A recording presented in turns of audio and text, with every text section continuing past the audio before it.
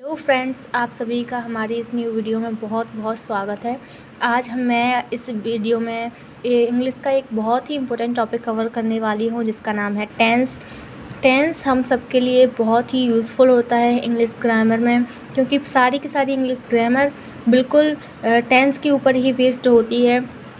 तो आज हम इसमें अपना टेंस का टॉपिक कवर करने वाले हैं। तो चलिए ठीक है, हम अपने वीडियो में आगे बढ़ते हैं। ठीक है, तो आज हम पढ़ेंगे टेंस। टेंस मीन्स क्या होता है? काल। काल मीन्स होता है समय। तो समय देखेंगे हम, समय कितने प्रकार का होता है। समय बेसिकली 3 प्रकार का होता है।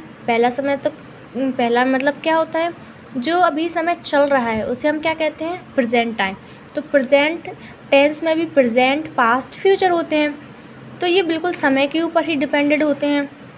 फिर हमारा क्या होता है अगला? भूतकाल। भूतकाल मीन्स जो समय बीत चुका है उसे हम कहते हैं ये हमारा पास्ट है, पास्ट जो गुजर चुका है। भविष्य। भविष्य मीन्स जो समय हमारा आने वाला है उसे हम कहते हैं भविष्य। अब हम इनकी पहचान कैसे करेंगे कि कौन सा टेंस कौन सा है, कौन सा टेंस कौन सा है? तो देखो, इसकी एक छोटी सी हम एक देखते हैं कि हम इसे पहचानेंगे कैसे। तो हम अगर हमारा टेंस प्रेजेंट है तो हम उसके बाकी के लास्ट में है लगा होगा तो हम समझ जाएंगे ये हमारा कौन सा टेंस है? प्रेजेंट टेंस है। ठीक है, और अगर वाक्य में जो भी हम वाक्य बोलते हैं उसके लास्ट में अगर था लगा होता है तो हम उसे कहेंगे ये हमारा भूतकाल है, मीन्स जो गुजर चुका है, पास्ट समय में था जो अब गुजर चुका है। फ्यूचर। फ्यूचर मीन्स जो आने वाला है, इसकी पहचान हम करेंगे जो वाक्य के लास्ट में गा लगा होगा। आज हम अपने इस वीडियो में प्रेजेंट टेंस को कवर करने वाले हैं। प्रेजेंट टेंस कितने प्रकार के होते हैं? प्रेजेंट टेंस 4 प्रकार के होते हैं। पहले कौन सा होता है? Present indefinite tense, present continuous tense, present perfect tense, present perfect continuous tense. और हम इन्हें इसी क्रम में पढ़ने वाले हैं। ठीक है, तो चलिए ठीक है, आज हम इस वीडियो में कौन सा टेंस पढ़ेंगे? प्रेजेंट टेंस का कौन सा सेंटेंस पढ़ेंगे? Present indefinite tense. ठीक है, तो फ्रेंड्स, मैंने सोचा कि इस वीडियो में ज़्यादा टाइम भी ना लगे आपका और आपको सब कुछ समझ में भी आ जाए, इसलिए मैंने पहले ही नोट डाउन कर लिया है। तो आप एक एक चीज़ को बिल्कुल क्लियर वे में समझिएगा और आपको कम समय में बहुत अच्छे से समझ में आ जाएगा। मैंने इसलिए भी नोट किया है जिससे कि कोई भी पॉइंट छूटने ना पाए और आपको सब कुछ एक वीडियो में समझ में आ जाए। ठीक है, तो चलिए, प्रेजेंट इंडेफिनिट टेंस, हम इसकी पहचान क्या होती है? ता है, ती है, ते है। मतलब जब जो भी हमारा वाक्य होगा हिंदी का, उसके लास्ट में क्या लगा होगा? ता है या फिर ती है या फिर ते है। मतलब इनमें से कोई ना कोई वर्ड उसके लास्ट में लगा होगा। तो अब पहचान समझ में आ गई। अब इसके बाद हम क्या करते हैं? इसके बाद हम अपने सब्जेक्ट को समझते हैं। सब्जेक्ट बेसिकली कितने प्रकार का होता है? सब्जेक्ट हमारा 2 प्रकार का होता है। पहला सिंगुलर सब्जेक्ट, दूसरा प्लूरल सब्जेक्ट। सिंगुलर सब्जेक्ट कौन सा सब्जेक्ट होता है? सिंगुलर सब्जेक्ट हमारे ये सब्जेक्ट होते हैं: ही, सी, इट और one name. One name means कोई एक नाम, मतलब एक से अधिक नेम नहीं होने चाहिए, केवल एक ही नाम होना चाहिए। एग्जाम्पल जैसे कि क्या है? राम। राम क्या है? एक अकेला व्यक्ति है, तो हम इसे सिंगुलर सब्जेक्ट में रखेंगे। और हमारा इसी का उल्टा क्या हो जाएगा? बहुवचन। बहुवचन सब्जेक्ट, प्लूरल सब्जेक्ट।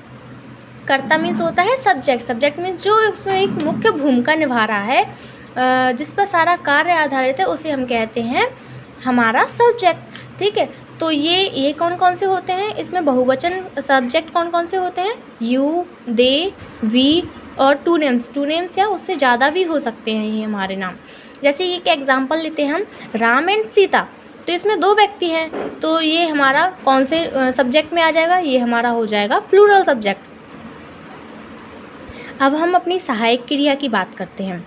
सहायक क्रिया मीन्स क्या होता है? हेल्पिंग वर्ब, जिसकी सहायता से हम अपना सेंटेंस पूरा कंप्लीट करते हैं। ठीक है, तो अब हम देखेंगे कि हम कौन से सब्जेक्ट के साथ कौन सी सहायक क्रिया लगाएंगे, हेल्पिंग वर्ब कौन सी यूज़ करेंगे। तो एक वचन के साथ मीन्स जब वो वाक्य हमारा सिंपल होगा, उसमें हमने निगेटिव या इंटरोगेटिव वर्ड्स का यूज़ नहीं किया होगा, तो हम उसमें क्या लगाएंगे? सिंपल सेंस में एस या ई एस लगाते हैं। ठीक है, तथा वाक्य अगर निगेटिव हुआ, मतलब हमने उसमें नहीं शब्द का यूज़ कर दिया, नॉट आ गया उसमें, या फिर इंटेरोगेटिव आ गया, तो हम क्या लगाएंगे उसमें, डज लगाएंगे। ठीक है, समझ आ रहा है? इसमें हम क्या लगाएंगे, डज लगाएंगे। अगर आपको समझ ना आए तो वीडियो को प्लीज़ दोबारा से देखकर अच्छे से ध्यान से पढ़िए।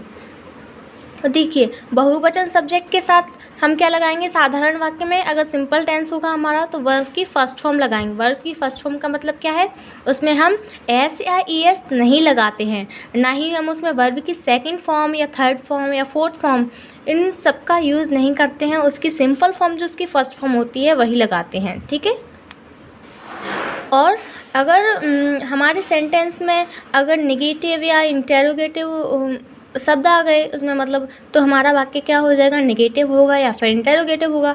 तो हम उसमें बहुवचन सब्जेक्ट के साथ क्या लगाएंगे, डू लगा देंगे। ठीक है, और इसके अब हम रूल्स देख लेते हैं। इसके रूल्स क्या क्या होते हैं, इन्हें किस टाइप से हम बनाते हैं। आपको सिर्फ इसका एक स्ट्रक्चर देखना है कि कौन कौन सा हम सब्जेक्ट, फिर वर्ब, फिर ऑब्जेक्ट, ये एक क्रम आपको याद कर लेना है। फिर आपको किसी भी टेंस में ज़्यादा याद करने की ज़रूरत नहीं होगी, यही पूरा स्ट्रक्चर होगा। बस आपको उसकी हेल्पिंग वर्ब और वर्ब का रूप, बस यही समझना होगा। आपको पहली वीडियो में टाइम लगेगा, उसके बाद आपको टाइम नहीं लगेगा। तो आप ध्यान से समझिए। इसका फॉर्मूला क्या होता है सिंपल टेंस में, सिंगुलर सब्जेक्ट के लिए बता रही हूँ पहले मैं आपको। सब्जेक्ट प्लस वर्ब में एस या ई एस प्लस ऑब्जेक्ट। ठीक है, ऑब्जेक्ट मतलब पहले हम सब्जेक्ट लेंगे अपना, फिर उसमें अगर एक वचन होगा तो उसमें एस या ई एस लगाते हैं, अगर बहुवचन होगा तो उसमें नहीं लगाएंगे। ऐसे कि देखिए इसमें हमने नहीं लगाया है, प्लूरल सब्जेक्ट के लिए, तब उसमें वर्ब की सिर्फ फर्स्ट फॉर्म का यूज़ किया है हमने।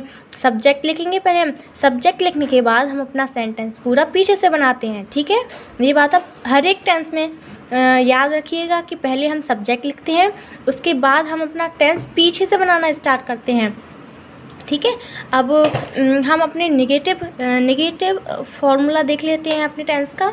इसमें क्या है, नेगेटिव हमेशा नॉट जो लगाते हैं वो हम थर्ड नंबर पर लगाते हैं। आपको पता है कि हम थर्ड नंबर पर नॉट का यूज़ करते हैं। तो इसका आपको सिर्फ ये 4 फॉर्मूले याद करने होंगे, इससे आप सारे टेंसेस को समझ सकते हैं। इसके आने वाले जो सेंटेंसेस हैं और दूसरे पास्ट, प्रेजेंट, फ्यूचर, ये जो तीनों के जो सेंटेंस हैं आप बनाएंगे, कंटिन्यूअस, परफेक्ट कंटिन्यूअस, आपको सारे याद हो जाएंगे। आप बस इन फॉर्मूलेज़ को याद कर लीजिए। ठीक है, तो अब हमारा नेगेटिव का फॉर्मूला क्या होता है, हम पहले सब्जेक्ट लेंगे, फिर हेल्पिंग वर्ब का यूज़ करेंगे। कौन कौन सी हेल्पिंग वर्ब का यूज़ करेंगे आपको मैंने पहले समझाया कि अगर हमारा सब्जेक्ट सिंगुलर हुआ तो उसमें हम क्या लगाते हैं, डज लगाएंगे। अगर प्लूरल हुआ तो हम उसमें क्या लगाएंगे, डू लगाएंगे। फिर थर्ड नंबर पे इसके बाद क्या आता है, हमारी नॉट आ जाएगी। फिर इसमें आपको वर्ब में ऐसे यस नहीं लगाना है। अगर आप डू या डज लगा रहे हैं, ये सोचिए इन दोनों में बहुत ही दुश्मनी है। वर्ब डू या डज आएगा तो ऐसे ही यस नहीं आएगा, ऐसे ही यस आएगा तो डू या डज नहीं आएगा। ठीक है, आप याद कर लीजिए। तो इसमें नेगेटिव और डू या डज कब आएगा, जब हमारा वाक्य नेगेटिव होगा या फिर इंटेरोगेटिव होगा, तभी हम इसमें डू या डज का यूज़ करेंगे। ठीक है, तो अब इसका फॉर्मूला आप याद कर लीजिए। सब्जेक्ट, पहले हम उसमें अपना सब्जेक्ट लिखेंगे, फिर डू या डज लगाएंगे। एक वचन के साथ लगाएंगे डज, बहुवचन के साथ लगाएंगे डू, फिर थर्ड नंबर पे हमारा आता है नॉट। फिर मैंने कहा ना इन दोनों में दुश्मनी है, अगर डू या डज आया तो वर्ब में ऐसे यस नहीं लगेगा, तो इसमें हम कौन सी फॉर्म लगाएंगे, फिर वर्ब की फर्स्ट फॉर्म का यूज़ करेंगे। ठीक है, और इसमें ऑब्जेक्ट आता है वर्ब के बाद। अब हम अपने नेक्स्ट फॉर्मूले पे चलते हैं। ये इंटेरोगेटिव टेंस के लिए इंटेरोगेटिव सेंटेंस बनाएंगे। तो देखिए, अब इसमें हम नेगेटिव था तो सब्जेक्ट के बाद लगा रहे थे।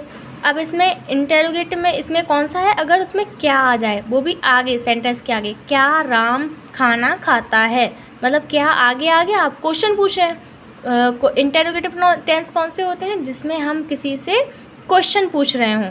तो इसमें हम क्या है, डू या डज मीन्स इसमें हमने क्वेश्चन पूछा, क्या राम खाना खाता है, तो डू या डज पहले लगाएंगे, फिर हम सब्जेक्ट लिखेंगे, फिर वर्ब की फर्स्ट फॉर्म का यूज़ करेंगे। डू या डज आया तो वर्ब में ऐसे यस नहीं आएगा। एक वचन के साथ डज लगाएंगे, बहुवचन के साथ डू लगाएंगे, और फिर हम उसमें ऑब्जेक्ट लिखेंगे। और याद से इसमें अगर वाक्य हमारा इंटेरोगेटिव है तो हम उसे बनाने के बाद लास्ट में क्वेश्चन मार्क ज़रूर लगाएंगे, क्योंकि अगर हम क्वेश्चन मार्क नहीं लगाएंगे, यहाँ तक हमारा सेंटेंस पूरा सही बना है, अगर हमने क्वेश्चन मार्क नहीं लगाया तो हमारा नंबर कट जाएगा। इसके बाद एक सेकंड इंटेरोगेटिव टेंस भी आता है। इसमें क्या लगाते हैं हम, question word. Question word means जो वाक्य में दिया होता है, क्या, क्यों, कब, क्यों, कहाँ, कैसे, जो हम क्वेश्चन पूछते हैं, क्वेश्चंस में जो क्वेश्चंस का इस्तेमाल करते हैं हम, जिनसे हमारा क्वेश्चन बन जाता है वाक्य, कि हम इससे दूसरे से क्वेश्चन पूछ रहे हैं, उसी को हम कहते हैं क्वेश्चन वर्ड। जैसे कि राम खाना खाता है, ये हमारा एक आंसर हो गया, मतलब राम खाना खाता है। लेकिन मैंने जैसे कहा क्या राम खाना खाता है, मैं उससे पूछ रही हूँ क्या राम खाना खाता है, तो ये हमारा क्या हो जाएगा, एक क्वेश्चन हो गया। इसमें क्वेश्चन वर्ड कौन सा हो जाएगा, मैंने क्या का यूज़ किया, तो ये हमारा क्या हो जाएगा, क्वेश्चन वर्ड हो जाएगा। ठीक है, इसे कैसे बनाना है, बिल्कुल इसी जैसा बनाना है, बस हमें इसमें क्वेश्चन वर्ड की इंग्लिश पहले लिखनी है, उसकी मीनिंग, बस और कुछ नहीं। और बिल्कुल पहले ही जैसा बनाया है, देखो आप देख सकते हैं, बिल्कुल पहले जैसे यूज़ किया, क्वेश्चन वर्ड लगा दिया, फिर डू या डज लगा दिया, एक वचन के साथ डज, बहुवचन के साथ डू, फिर प्लस सब्जेक्ट आएगा हमारा, जो उसमें करता है, जो मुख्य भूमिका निभा रहा है, वो हमारा क्या हो जाएगा, सब्जेक्ट हो जाएगा। ठीक है, ये हमारी वर्ब आएगी उसमें, ये हमारी हेल्पिंग वर्ब होती है, ये हमारी मेन वर्ब होती है। इसकी सहायता से हम टेंस को बनाते हैं, और ये हमारी मेन वर्ब होती है, जिसके जो कार्य करता है, वो क्या कार्य कर रहा है, किसके द्वारा कर रहा है, ये है हमारा ऑब्जेक्ट। ऑब्जेक्ट मीन्स जो कार्य हो रहा है, उसे हम कहते हैं ऑब्जेक्ट। जैसे कि राम खाना खाता है, तो राम इसमें हो जाएगा हमारा सब्जेक्ट, खाना हो जाएगा ऑब्जेक्ट, खाता मतलब खाता है, खाएगा तभी तो वो खाना खाएगा, खाना खाएगा, खाना है ऑब्जेक्ट, खाएगा वो हो जाएगा हमारी वर्ब। ठीक है, इसमें अभी हम लास्ट में क्वेश्चन वर्ड लगाते हैं। इसके बाद हमारा देखिए, मैं क्वेश्चन वर्ड आपको यहाँ पे लिखा है मैंने, क्या होते हैं, क्या, क्यों, कहाँ, कैसे, कब, ये हमारे क्वेश्चन वर्ड होते हैं, जिनके द्वारा हमारा कोई सेंटेंस एक क्वेश्चन में कन्वर्ट हो जाता है। ठीक है, अब हमारा एक और टेंस आता है, वैसे तो ये एग्ज़ाम्स में बहुत कम पूछा जाता है, लेकिन अगर आ गया तो इसलिए आप पहले से ही तैयार कर लें, तो आपको स्कोर करना और अच्छा होगा, आप इंग्लिश में बहुत अच्छा स्कोर कर सकते हैं। देखिए, इसे अब हम समझते हैं क्या होता है। इस टेंस को हम क्या बोलते हैं, फॉर्मूला, ये काय का फॉर्मूला बता रही हूँ मैं आपको, negative interrogative sentence. Interrogative sentence आप पहले समझ चुके हैं, बस इसमें क्या आएगा, उसके साथ नेगेटिव आ जाएगा। नेगेटिव मीन्स उसमें नॉट लगा होगा, तो इसका बिल्कुल पहले जैसा बनाएंगे। मैंने आपको बताया था कि नेगेटिव हम जो नॉट होती है वो हम थर्ड नंबर पर लगाते हैं, लेकिन बस एक यही सेंटेंस होता है जिसमें हम नॉट को फोर्थ प्लेस पर रखते हैं। तो पहले क्वेश्चन वर्ड आ जाएगा हमारा, ये क्वेश्चन वर्ड होते हैं, इनकी इंग्लिश हम यहाँ पे लिखते हैं, इनकी जो क्या व्हाट मीन्स क्या होता है, तो यहाँ पे हम व्हाट की अंग्रेज़ी लिख देते हैं। ठीक है, यही है क्वेश्चन वर्ड्स। इसका मतलब क्वेश्चन वर्ड है, नहीं आप कंफ्यूज हो रहे हो, इसका मतलब क्या है QW, तो इसका मतलब है क्वेश्चन वर्ड। फिर हम इसमें लगाते हैं डू या डज, एक वचन के साथ डज, बहुवचन के साथ डू लगाते हैं। फिर हमारा आएगा सब्जेक्ट, इसमें नॉट कौन से प्लेस पर आ जाएगी, हमारी फोर्थ प्लेस पर आ जाएगी। ठीक है, फिर हम लगाएंगे वर्ब की फर्स्ट फॉर्म का यूज़ करेंगे। अगर डू या डज आया तो वर्ब की फर्स्ट फॉर्म आएगी। सिर्फ सिंपल टेंस है जिसमें हम एक वचन के साथ ऐसे या ES लगाते हैं, बकाया सब में हम डू या डज का यूज़ करते हैं। ठीक है, प्लस हमारा इसमें ऑब्जेक्ट आ जाएगा वर्ब के बाद। फिर हमारा क्वेश्चन वर्ड का याद रखना है, हमें क्वेश्चन वर्ड तो लगाना ही है अगर वाक्य हमारा इंटरोगेटिव सेंटेंस है तो। जैसे कि मैंने यहाँ पे कुछ एग्जाम्पल लिखे हैं, आप देखना। राम खाना खाता है, मैंने आपको बताया ना, इसमें राम क्या हो गया, हमारा सब्जेक्ट हो गया, खाना हमारा ऑब्जेक्ट हो गया, ये खाता है, ये हमारा हो जाएगी वर्ब हो जाएगी। तो हम इसे कैसे बनाएंगे, और ये टेंस हम इसे पहचानेंगे कैसे कि ये प्रेजेंट इंडेफिनिट टेंस है। मैंने आपको पीछे बताया, हम पहले वाक्य की लास्ट में देखेंगे कि इसमें क्या है दिया है मीन्स हम इतना समझ जाएंगे कि हमारा कौन सा टेंस है, प्रेजेंट टेंस है। फिर इसके बाद इसमें क्या लगा है के बाद ता लगा है, ता है, ये कौन सा टेंस हो गया प्रेजेंट के अंदर, प्रेजेंट इंडेफिनिट टेंस है। इंडेफिनिट टेंस की पहचान क्या होती है, ता है। ठीक है, आप समझ गए होंगे। अब हम इसे कैसे बनाएंगे, राम एक वचन है तो एक वचन के साथ हम क्या लगाएंगे वर्ब में, राम ईट्स, और खाना मीन्स क्या होता है, फूड, राम ईट्स फूड। और ये फुल स्टॉप का भी ध्यान रखिएगा आप, अगर इसमें क्वेश्चन वर्ड नहीं है तो हम फुल स्टॉप जरूर लगाएंगे। मीना गाना नहीं गाती है, तो इसमें सब्जेक्ट क्या हो गया हमारा, मीना, और इसमें नॉट आ गया, नेगेटिव यानी नहीं आ गया, तो हम इसमें क्या लगाएंगे, नॉट लगाएंगे, नेगेटिव टेंस हो गया हमारा। डू या डज आएगा, इसमें डू या डज आएगा तो ऐसे येस नहीं आएगी हमारी। तो इसमें मीना एक वचन है, इसके साथ हम क्या लगाएंगे, मीना डज, फिर थर्ड नंबर पे हमारा नॉट आएगा, मीना डज नॉट, वर्ब की फर्स्ट फॉर्म आ जाएगी क्योंकि इसमें डज आ गया, सिंग अ सॉन्ग, फुल स्टॉप का याद रखेंगे। फिर ये हमारा कौन सा टेंस है, ये आगे क्या आ गया, मतलब ये हमारा फर्स्ट इंटेरोगेटिव है, इसमें हम क्या लगाएंगे, इसमें नहीं लिखनी है आपको क्या मीन्स वॉट लिखना है। अगर पहले क्या दिया है तो उसमें हम क्या की इंग्लिश वॉट नहीं लिखेंगे, हम इसमें अपनी जो हेल्पिंग वर्ब है, आप फॉर्मूला याद करना पीछे वाले, आपको आ जाएगा। इसमें हम सहायक क्रिया अपनी है जो हमारी हेल्पिंग वर्ब है डू या डज, उन्हें पहले लगाएंगे। एक वचन होगा तो डज पहले लगाएंगे, बहुवचन होगा तो डू पहले लगाएंगे। सुनीता एक वचन है तो हमने आगे लगा दिया डज, सुनीता, और जाती है फर्स्ट फॉर्म आ जाएगी गो टू मार्केट, और क्वेश्चन मार्क का हमें ध्यान रखना है, लगाना है। और तुम क्या करते हो, अब देखना इसमें क्या पहले दिया था तो हमने डज या डू लगाएंगे हम। अगर बाकी के बीच में क्या दिया है तो हम क्या लगाएंगे, अब इसकी इंग्लिश लिखनी है क्योंकि बाकी के बीच में दिया है ये वॉट, और इसमें ये क्या है तुम, मैंने सब्जेक्ट लिखवा है ना, प्लूरल सब्जेक्ट कौन से होते हैं, सिंगुलर सब्जेक्ट कौन से होते हैं, उन्हें हम लर्न करेंगे। और उसके बाद क्या लिखेंगे, तुम मीन्स बहुवचन है तो हम इसमें डू का यूज़ करेंगे, व्हाट डू यू डू। अब ये मत सोचिएगा यहाँ तो सहायक क्रिया आ गई, यहाँ डू क्यों आ गया, तो ये डू है हमारी हेल्पिंग वर्ब, ये डू हमारी है करते की ही मीनिंग, ठीक है। और इसमें हम क्वेश्चन मार्क लगाएंगे। अब हमारा एक और सेंटेंस है, देखिए ये हमारा इंटेरोगेटिव भी है, इसमें नेगेटिव लगा है तो हमारा कौन सा वाला हो जाएगा, नेगेटिव इंटेरोगेटिव। इसे हम कैसे लगाएंगे, हमारे इंटेरोगेटिव की क्या होती है कि हम पहले इंटेरोगेटिव की इंग्लिश लिखेंगे। अगर बीच में दिया है इंटेरोगेटिव वर्ड तो कहाँ की मीनिंग क्या होगी हमारी, वेयर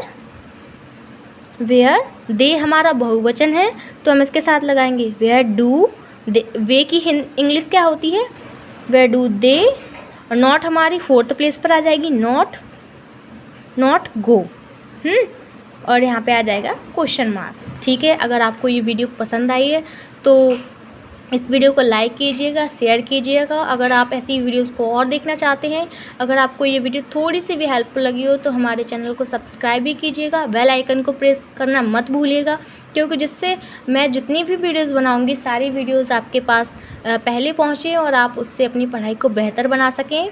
तो थैंक यू आज के लिए, और आप मुझे कमेंट बॉक्स में ज़रूर बताना कि अपनी नेक्स्ट वीडियो मैं कौन से टेंस पर बनाऊँ, कौन से टॉपिक पर बनाऊँ। तो तब तक के लिए धन्यवाद।